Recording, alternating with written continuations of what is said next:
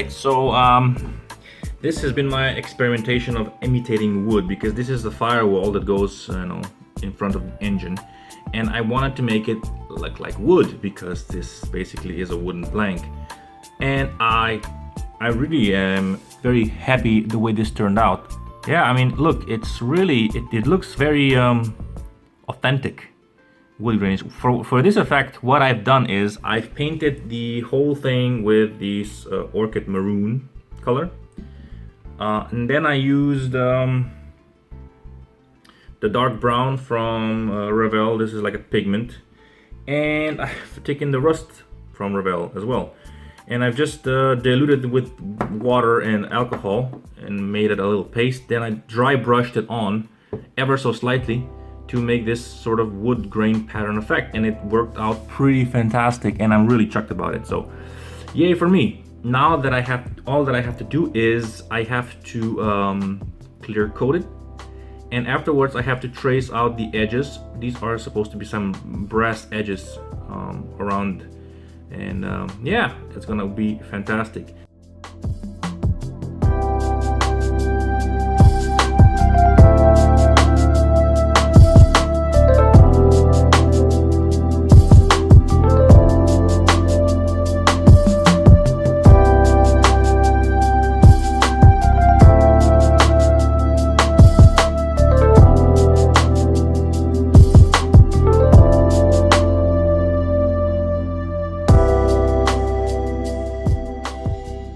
These are the spokes for the wheels.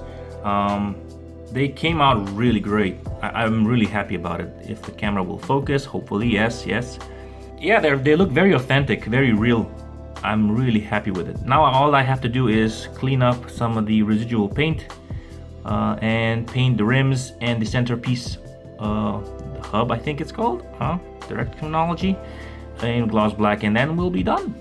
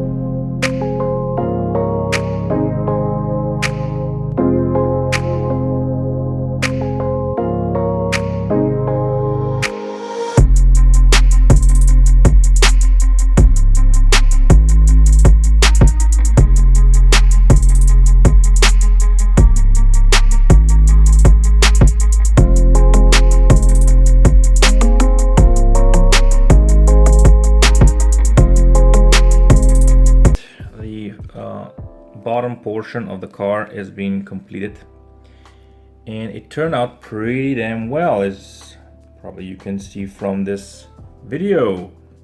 This is the engine, and I'm really proud of this because it's really cool looking. I managed to capture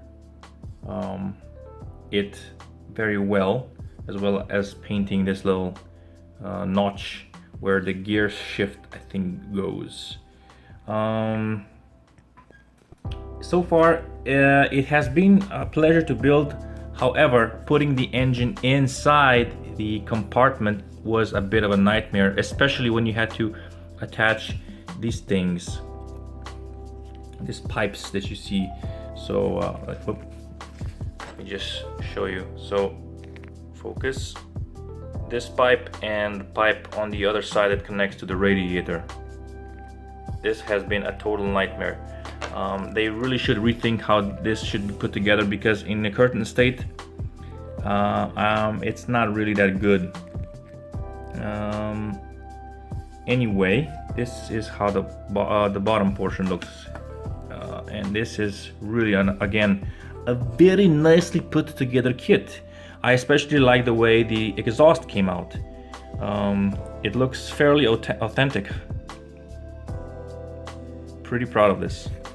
And this being me, of course, I messed up something, and some of you might know this, some of you might not, but there's supposed to be like a V-bone support strut that goes from the front suspension to the engine part, and I have somehow lost it in the midst of all the spruce stuff. I don't know where it is. I've looked on the floor and I can't find it.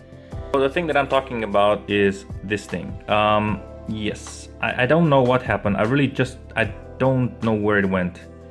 I've looked everywhere. It's probably somewhere here, but I can't seem to find it. It's black. It's really annoying because it's, you know, dark. I'm not gonna be able to do this. I'm just gonna have to leave it. One thing that I'm really happy the way it turned out is this firewall. It's really just awesome looking. I mean, especially now that it has this little brass edge to it. It just looks the business. It looks fantastic. I'm really happy with this firewall thing, and it will go perfectly on top of the car.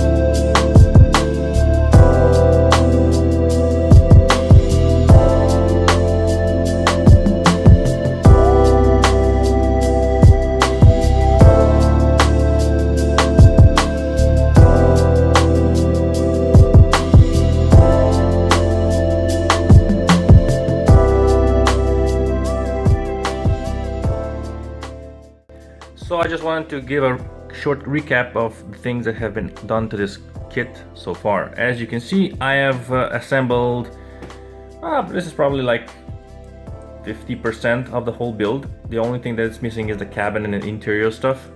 So the firewall has been glued on, this little strut that connects the firewall to the radiator. The engine compartment is done, as well as the fittings for the lights. The mounts, actually, the mounts for the lights. Now, I'm not gonna glue the covers for the motor because I wanted to show the motor off, because it's really, I mean, I really like the way it came out. So it would really be a shame to cover it all up. That's why I'm not gonna glue it on.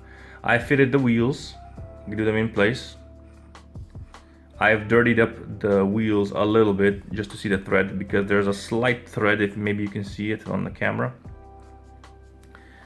On the bottom portion, it looks like this. It's all neat. I still don't know where I put that little triangle thing that's supposed to connect the engine to the front suspension. I probably threw it away by mistake when I was cleaning the desk, because it's pretty messy.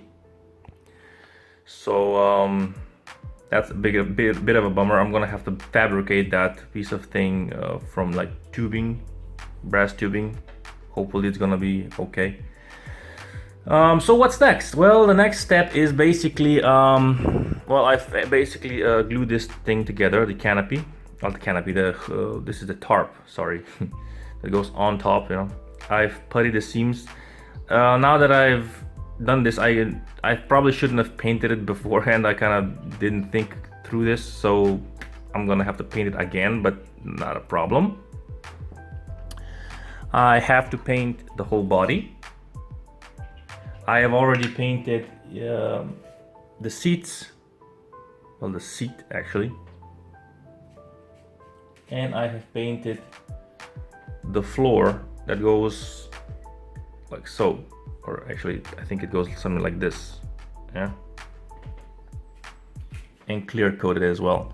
I've also painted, I think, all of the things in black, gloss black. I have to paint some of the things again, because I've smudged it, like this little thing that is a horn. What I'm gonna do is I'm gonna paint this, and I'm going to assemble the rest of the thing. So enjoy the rest.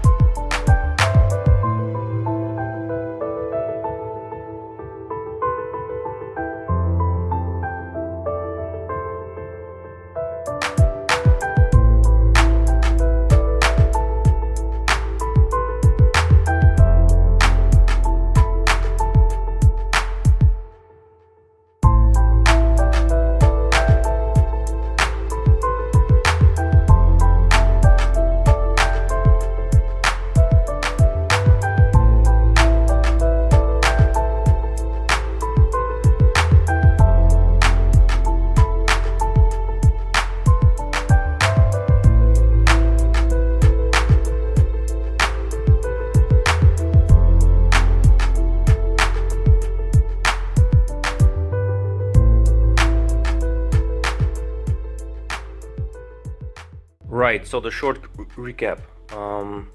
I have decided to paint the headlights in my own color that I've mixed here in the jar.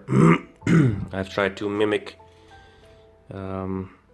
this. It's not perfect, but it's very close. Now the reason that I chose to do this is because the seam lines were just horrendous. I mean, you could see all the way on the top, and they were on the top of the light, which would be seen, and it's just annoying. I try to strip down this little brass gold chrome thing. However, it will take too long, and I'm a bit uneasy about that. I don't want to wait too long, so I wanted to just sand it down and primed it so that the paint will stick. Then I painted with the flat black, and then I mixed up this color here, which is basically brass and silver in a ratio of probably 50-50. I don't know, I kind of mix it by eye. And the reason that I wanted to do this is because I wanted to mimic this color, because the headlights will go on the car, and if I use the brass color as it is from the bottle, it's much darker and it will look just stupid. So I wanted to do this a little bit different. So hopefully I'm gonna have a good result, and I'll show you what happened. Oh, before I go ahead and spray this is the horn, right, that goes on the front of the car. This was the most frustrating thing to put together, because you had to assemble the horn from two parts, and I don't know why they decided to choose to do it in this fashion, but this twisting part is the most annoying thing to put together, and afterwards you're left with a bad seam on the top, which just looks nasty. Really, this was a bad decision on the ICM part. So hopefully if they do later iterations of this kit, that they fix this little horn thing.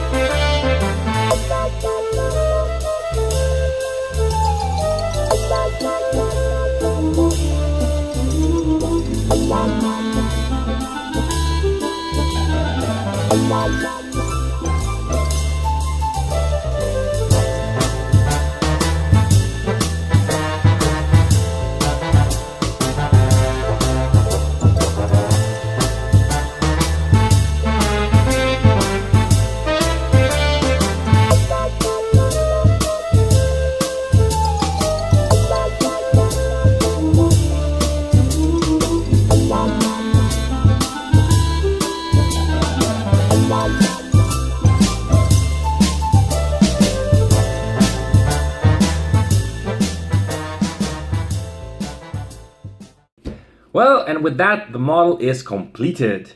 It is a wonderful model to build. However, there are certain things that ICM should fix on their kit. One of which is that the brass parts that are included in the kit, although they are shiny and beautiful, the coat on it, it's really thick and it does really play havoc with the overall assembly. I would recommend that you strip down the whole brass plating and then just proceed with painting it with a brass color of your liking. So the second thing that ICM should revise on the kit is the way they mount the foot pedals, because the way that they are currently mounted is a bit stupid. The reason that I say this is because you have a footrest and you insert pedals inside the slots, but on the bottom side there is nothing to hold the foot pedals up. So basically you're forced to glue them on the side, and that makes it a little bit difficult when you're trying to position them correctly, upright and straight. So that's a big no-no. The third thing that is a little bit annoying is the way that you insert the engine into the chassis. Currently, it's a really tight fit if you do it the way the manual tells you to do it. You really will have you'll have a lot of trouble putting it in, ladies. The tolerances are so small that when you try to squeeze the engine inside the engine bay, it just doesn't want to go. So what I end up doing is I took the front end away, put in the engine, glued it in place, and then put the suspension with the radiator inside. And also, regarding to the engine, there are two pipes that are connected to the radiator, so the inlet and the outlet. And those two pipes are very difficult to insert in the engine itself, especially if the engine has been painted beforehand. But other than that, everything else was pretty good, and I really enjoyed building it. It was a very quick build. I actually built this one in a week. If I were to do this again, I would definitely strip down the brass parts before anything else. But that just requires a little bit more time on the assembly part, because it takes time for the chemicals to take down the brass plating. Anyway, thank you so much for watching. If you have been, thank you for liking, commenting and subscribing, and I'll see you again soon next time. But now it's time to see the model. Bye bye.